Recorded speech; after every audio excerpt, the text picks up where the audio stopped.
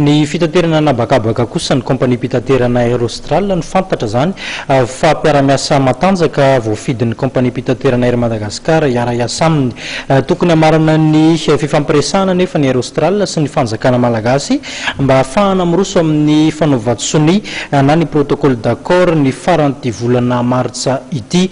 Tontolom-baovao mahakasika ny fampianarana ambony raha toka tamin'ny 10 volana martsa lasa teo nanatanterahana ny lanonana fidiran'ny université rehetra manerana ny nosy tsy totosa izany noho ny toetrandro ny araha-malala ary dia androany nanatontosana ity lanonana ity olo manakaja maro ny tazana nanome voninahitra ny fotoana teny Amboditsaina teny.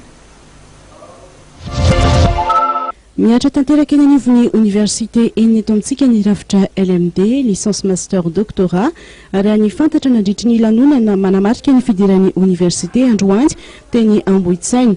Nandritry io lanonana io dia nilaza ny ministra ny fampianarana ambony sy ny fikarohana siantifika fa maro ny ezaka ho tanterahana entina ampiakarana ny kalitao ny fampianarana ambony ary ny fikarohana eto amintsika. Ankoatra ny fampitaovana ara-informatika apetraka ny université manakaiky ny vahoaka ary fanamby ihany koa ny amoaka mpianatra sy mpikaroka mamaly ny filan'ny orinasa na eto an-toerana na any ivelany.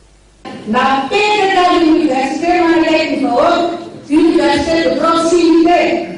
Vitsivitsy atsirabe pandina soavinadina manotsara ambakona zany farafagana marakara fôrmofana androy andalana mena be fenerikas efa misy zany si adintsika possible la ianakaitegny mampogroupe dia mianarivo tasy ny tanjona am'izany dia ny fanafana manay mpianaka bebe koa ka anatin'izany ny fametarana foto-drafitrasy sy fitaovana samihafa ilaina amin'ny fampianarana ary koa ny fanifarana sy fandraisana ireo mpampianaka vaovao ny solitoerana ireo anesy tonono ary koa ny fanatsarana ny fomba fampianarana amin'ny apitain-davitra.